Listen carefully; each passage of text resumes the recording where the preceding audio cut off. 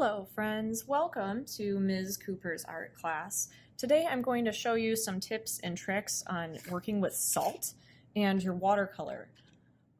So I'll tell you a couple do's and don'ts here, but before we begin, make sure you have something to paint on. I'm using illustration board because then I can keep this around for a while. It won't bend too much. Grab a watercolor set, even if it's like a super basic set, that totally works. Have some water ready.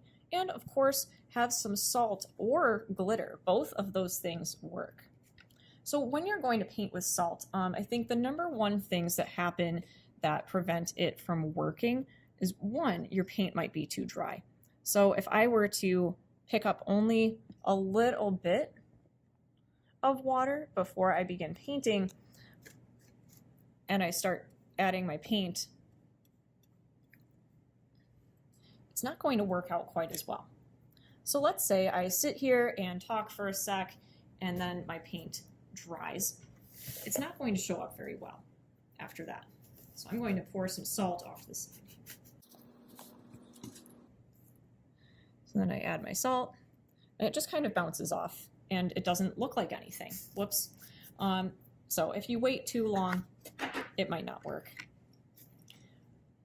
Now, the other thing that tends to happen when I'm working with salt is I go to use salt, and if you have a big one like this with a pour spout, it's really easy to accidentally just dump way too much on there.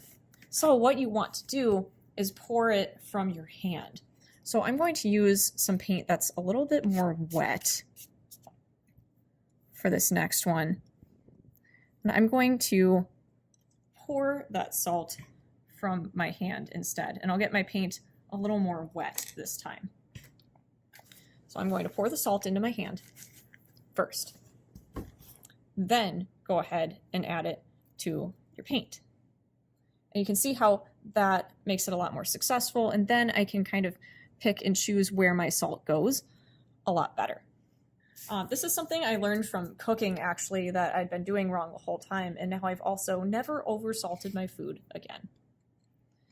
So then the last thing to remember is to make sure your paint is nice and wet. This is what I did correctly on the green section. So I'm going to add more paint, and this time I'll make sure that my paint is super duper wet so the salt actually stands out. And I can still make it pretty dark. The whole key is that I get it wet first. Then you can see how beautifully that salt shows up on my paint. The last key is just to make sure that you actually do let it dry. If you immediately start brushing off the salt, you don't really get that texture anymore. It's not going to show up. You have to wait until it's totally dry to get that texture to work. Now I will give you one more tip. Let's say salt is just not working out that well for you. Maybe try using glitter.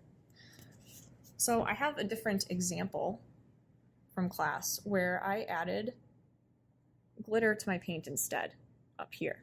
And you'll see that there's actually a hexagon shape in my salt area, which I thought was pretty cool. The key is to let it dry, but you can be a little more flexible with the amount of water that you add to your paint. So with that, I hope that was really helpful and is going to make your salt experience a little bit better. So I'm just going to write the 2 tips here. Make sure your paint is nice and wet, otherwise it's not going to show up that well. And make sure you pour from your hand, not the box. Anyway, with that, I hope you have fun painting and using salt now that you have some tips in mind. Thank you so much for watching. If this was helpful, you can definitely give me a like or a comment if you have a question, or subscribe for more videos. Thank you so much for watching, and happy painting.